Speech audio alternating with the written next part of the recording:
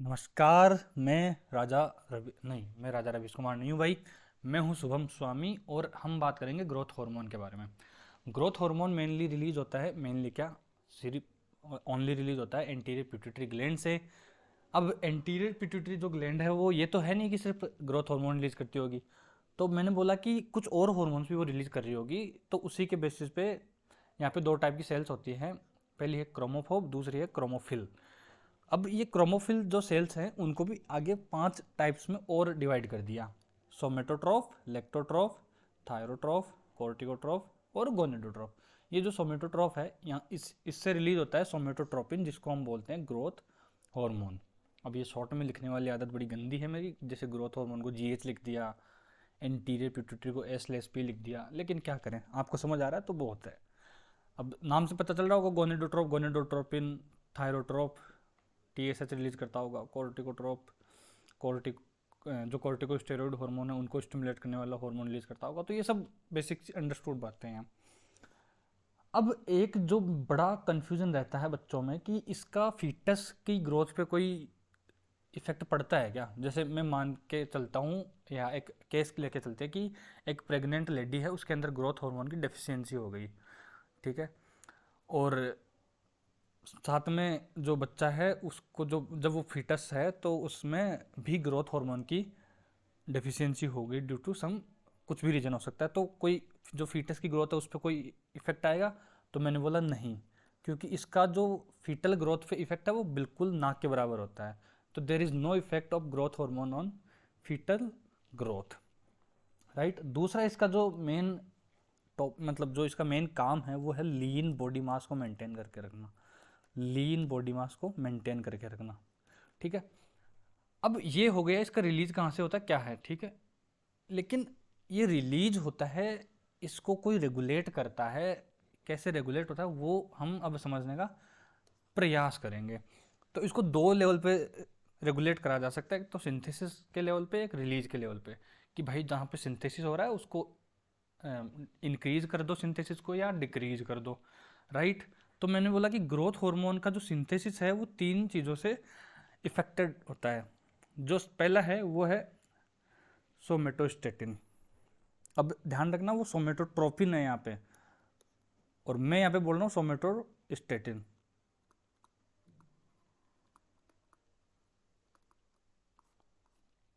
Somatostatin are released by hypothalamus, ठीक है। तो ये ग्रोथ हार्मोन के सिंथेसिस को इनहिबिट करता है, डिक्रीज करता है।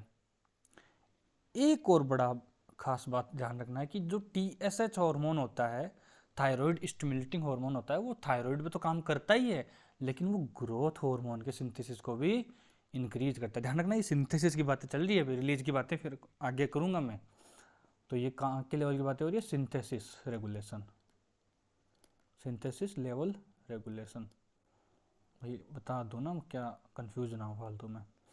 एक और है जो तो आपको पता ही है, जीएचआरएच, ग्रोथ हार्मोन रिलीजिंग हार्मोन। ये भी कहाँ से आता है, ये भी आता है हाइपोथैलेमस से, और ये भी सिंथेसिस को इंक्रीज कर रहा होता है।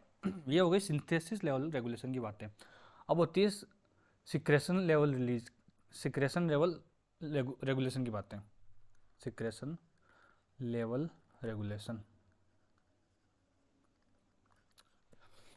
मैंने बोला कि जीएचआरएच है वो आके जो जीएच हार्मोन है उसको रिलीज करवाएगा, ठीक है।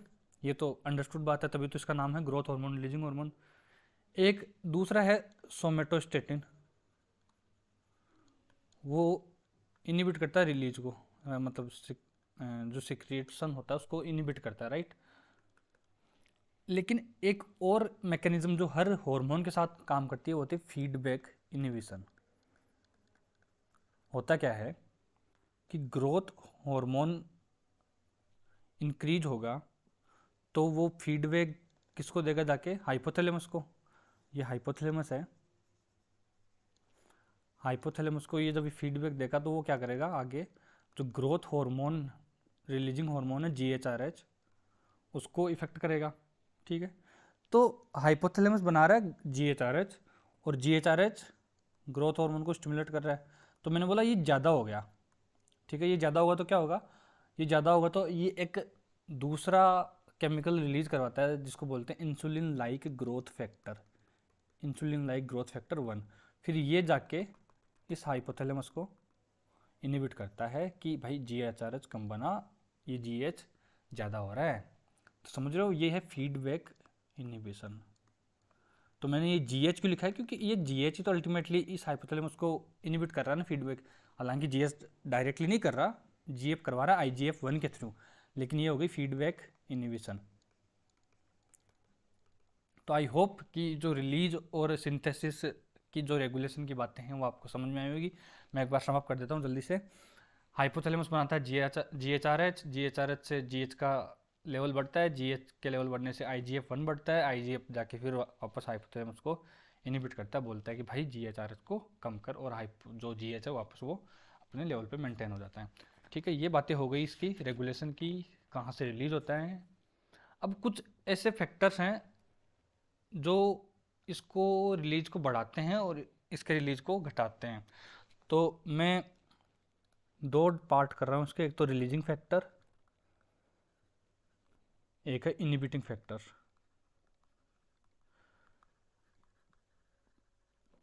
जो रिलीजिंग फैक्टर्स में है वो है सबसे पहला हाइपोग्लाइसेमिया, सबसे मेन इंपॉर्टेंट होता है हाइपोग्लाइसेमिया। दूसरा है जब अमाइनो एसिड ज़्यादा हो जाए तो, कि हाइपर अमाइनो एसिडीमिया। ठीक है, ये बड़ा नाम है इसलिए मैंने अमाइनो एसिड ज़्यादा हो गया ऐसा लिख दिया। एक न्यूरोट्रांसमीटर या केमिकल जिसको बोल सकते हो आप, इनकेफेलिन्स, वो इसको रिलीज करवाते हैं। इसका रिलीज जनरली बढ़ जाता है प्यूबर्टी के टाइम पे, क्योंकि प्यूबर्टी के टाइम पे जो बॉडी के जो ऑर्गन्स हैं उनको ग्रोथ करनी होती है, तो ग्रोथ हार्मोन ऑब्वियसली रिलीज होता है। एक स्टारवेशन होगा तो हाइपोग्लाइसेमिया होगा ऑब्वियसली। एक लास्ट है testosterone and oestrogen, testosterone and oestrogen. तो ये हो गए रिलीजिंग फैक्टर सारे के सारे। ये क्या कराते हैं, ग्रोथ हार्मोन के रिलीज को बढ़ाते हैं। इसके अगेंस्ट में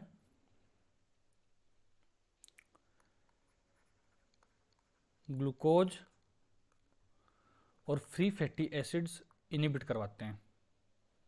दूसरा हो गया ओबेसिटी, तीसरा हो गया प्रेगनेंसी, चौथा हो गया एजिंग, जैसे जैसे आदमी की उम्र बढ़ती है वैसे वैसे इसका रिलीज कम होता जाता है। और last IGF, insulin like growth factor 1, जो फीडबैक इनहिबिशन मैकेनिज्म में काम आ रहा था।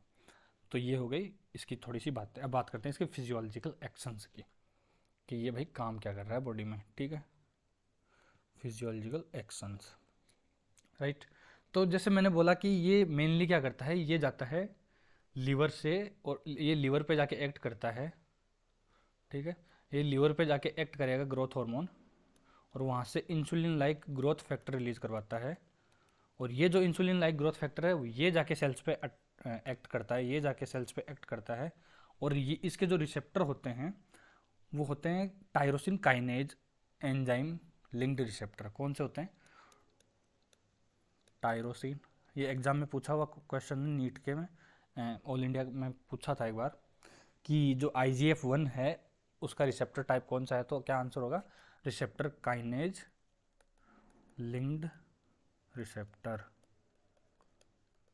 Sorry tyrosine kinase linked receptor, right. अब इसके फिजियोलॉजिकल एक्शन में मैं जब आपको बता सकता हूँ कि ये शुरू में हमने पढ़ा था कि ये क्या करता है, डायबिटोजेनिक है। डायबिटोजेनिक है मतलब कि ये जो ब्लड ग्लूकोज का लेवल है उसको इंक्रीज करना चाहता है कुल मिला के। तो ये क्या करेगा, डिक्रीज कर देगा अपटेक ऑफ ग्लूकोज को। इसको कुल मिला के क्या करना है भाई, जो ब्लड का ग्लूकोज है उसको बढ़ाना है, तो अपटेक ऑफ ग्लूकोज को डिक्रीज कर देगा। ठीक है, अब ग्लूकोज बनाने के लिए हम और क्या कर सकते हैं, लाइपोलाइसिस करवा सकते हैं, राइट। लाइपोलाइसिस लिपिड को तोड़ के। तीसरा क्या कर सकते हैं कि जो ग्लूकोनियोजेनेसिस है वो करवा सकते हैं। हालांकि ग्लूकोनियोजेनेसिस का उतना इंपॉर्टेंट फंक्शन नहीं है, लेकिन हाँ अपटेक को इनहिबिट करना और लाइपोलाइसिस करवाना इसका मेन काम है। अदर देन ग्लूकोज ये क्या करवाता है, जो मसल्स हैं उनमें प्रोटीन सिंथेसिस करवाता है। भाई ग्रोथ हार्मोन है, ग्रोथ के लिए मसल तो बढ़नी है, तो मसल्स कैसे बढ़ेगी? प्रोटीन सिंथेसिस से। प्रोटीन सिंथेसिस इन मसल, ठीक है। और क्या ये करवाता है कि हमारी बॉडी में वाटर, सोडियम और पोटेशियम का रिटेंशन करवाता है, जिससे ग्रोथ मतलब जो चैनल्स है वो प्रॉपरली काम करते रहें। इसके साथ साथ इनऑर्गेनिक फॉस्फेट्स भी ये रिटेन करवाता है। एक लास्ट काम जो मैं बता दूं ये क्या करवाता है, ये ट्रांसक्रिप्शन को भी इंक्रीज करवाता है। ट्रांसक्रिप्शन क्या होता है? डीएनए से आरएनए बनना। डीएनए से आरएनए बन के क्या होगा? डीएनए से आरएनए बनेगा, फिर आरएनए से प्रोटीन बनेगी। यही तो पूरा प्रोटीन सिंथेसिस होता है ना। इनके अलावा इसके कुछ और काम हैं कि ये क्या करवाता है, जो कॉन्ड्रोसाइट्स हैं उनमें प्रोटीन सिंथेसिस करवाता है। मसल्स में तो करवाता ही है, उसके साथ साथ कॉन्ड्रोसाइट्स में भी प्रोटीन सिंथेसिस करवाता है।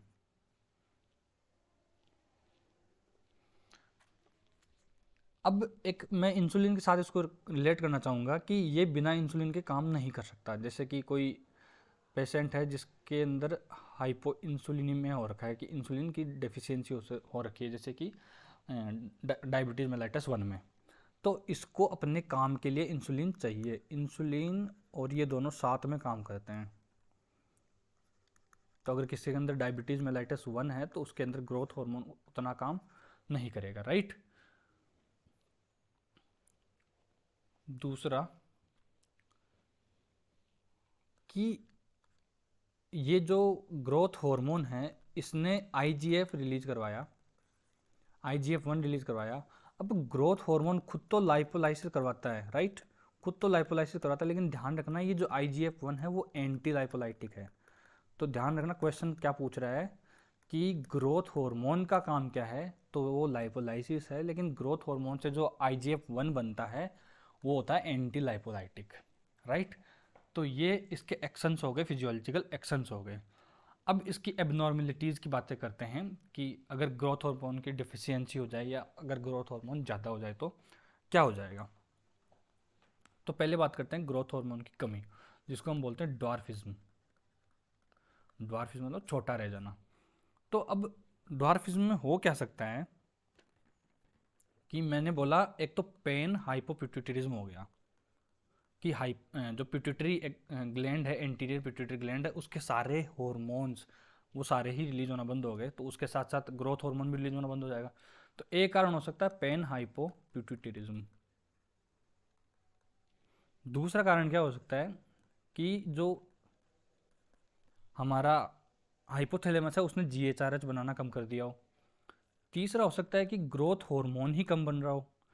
चौथा काम क्या हो सकता है कि insulin growth factor, sorry insulin like growth factor होता है वो बनना कम हो गया हो लिवर की किसी डिजीज़ की वजह से। और पांचवा हो सकता है अनरिस्पॉन्सिवनेस ऑफ रिसेप्टर, कि भाई IGF-1 भी बन रहा है, ग्रोथ हार्मोन भी बन रहा है, लेकिन जो रिसेप्टर है वो रिस्पॉन्स नहीं कर रहे, रेजिस्टेंट हो गए। तो इसको क्या बोलते हैं? इसको बोलते हैं लेरेंस सिंड्रोम। ध्यान रखना, नाम लिख के आना एग्जाम में, लेरेंस सिंड्रोम, लेरोन सिंड्रोम, लेरेंस सिंड्रोम, जो भी आप इसको बोलना चाहो। तो ये क्या होता है? Unresponsiveness of growth hormone receptor, unresponsiveness of receptor. अच्छा, अनरिस्पॉन्सिवनेस ऑफ रिसेप्टर्स की वजह से एक और डिजीज होती है डायबिटीज मेलाइटस 2, उसके बारे में बात कभी और करेंगे। अब इनमें क्वेश्चन आता है कि कुछ ड्वार्फ ऐसे होते हैं जो सेक्सुअली मैच्योर कर जाते हैं, लेकिन कुछ ड्वार्फ ऐसे होते हैं जो सेक्सुअली भी मैच्योर नहीं हो पाते। कि जैसे मैं बोला कि ग्रोथ हार्मोन रिलीज नहीं हो रहा है, भाई ड्वार्फिज्म में ग्रोथ हार्मोन तो रिलीज हो ही नहीं रहा है, रिलीज हो रहा है तो उसका काम नहीं हो रहा। तो एक बात तो पक्की है कि उसकी जो बोन की ग्रोथ होनी है वो तो नहीं होगी, तो वो दिखने में छोटा होगा। लेकिन कुछ ड्वार्फ ऐसे होते हैं जो सेक्सुअली मैच्योर होते हैं और कुछ ऐसे होते हैं जो सेक्सुअली मैच्योर नहीं होते। तो वो क्या सीन है मैं बताऊं। एक होता है आइसोलेटेड ड्वार्फ,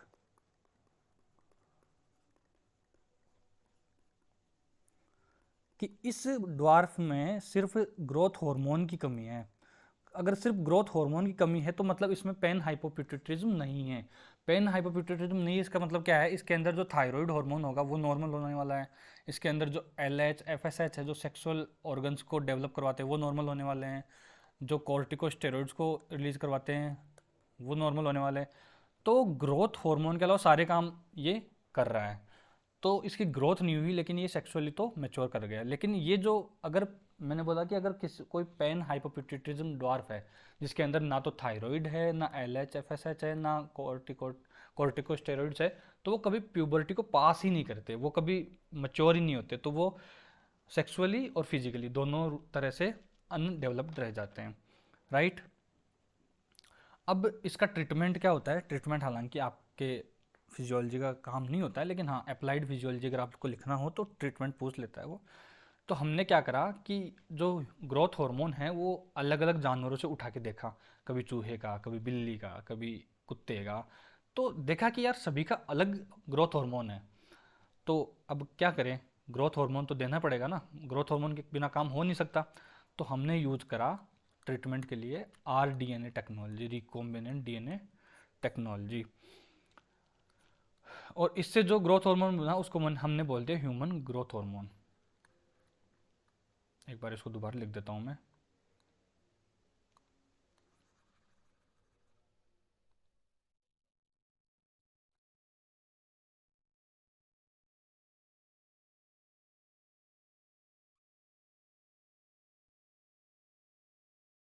सॉरी ये टाइम ले रहा है।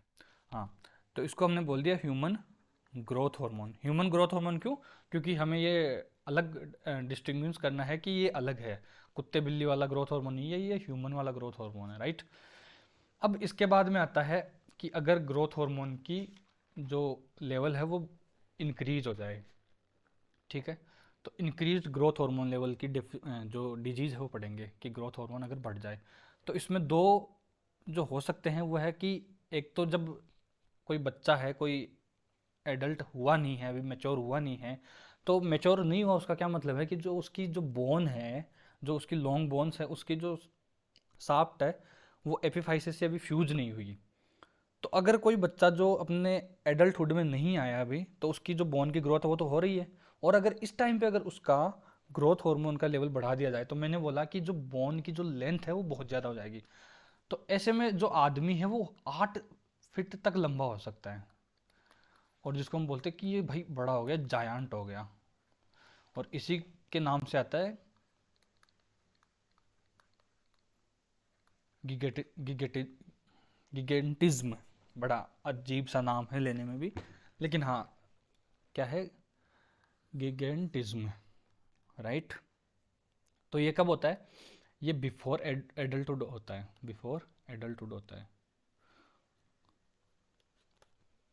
तो इनमें क्या होता है कि भाई अभी जो बोन है उसकी एपिफाइसिस साफ्ट से फ्यूज हुई नहीं है, तो बोन का अभी लेंथ का स्कोप है, इसलिए ये बड़े जायंट हो जाते हैं, बड़े हो जाते हैं, इसलिए इनको बोलते हैं जायंट।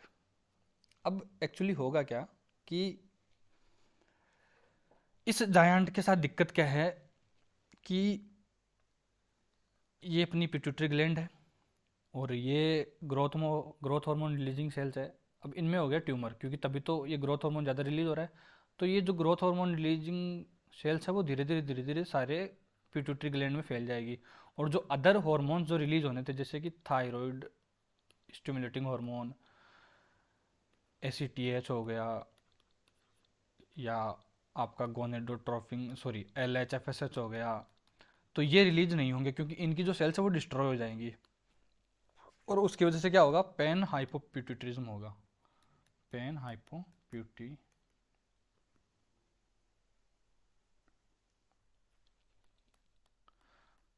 ये ना एक तो स्पेलिंग लिखने में बड़ी दिक्कत आती है, पेन हाइपोपिट्यू।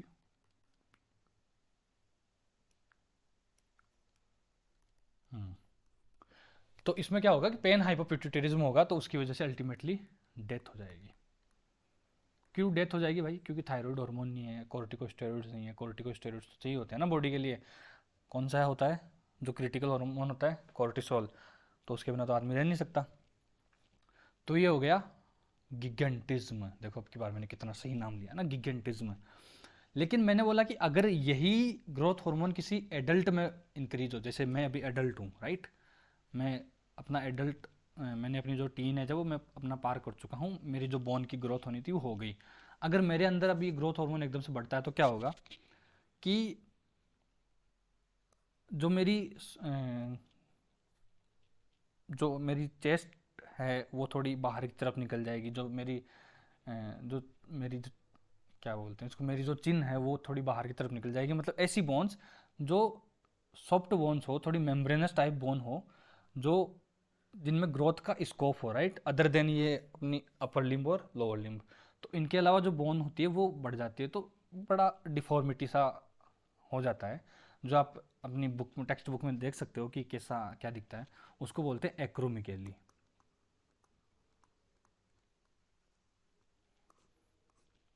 तो ध्यान रखना, गिगेंटिज्म और एक्रोमिकेली दोनों अलग अलग टर्म है और अलग अलग जगह यूज होती है, ठीक है।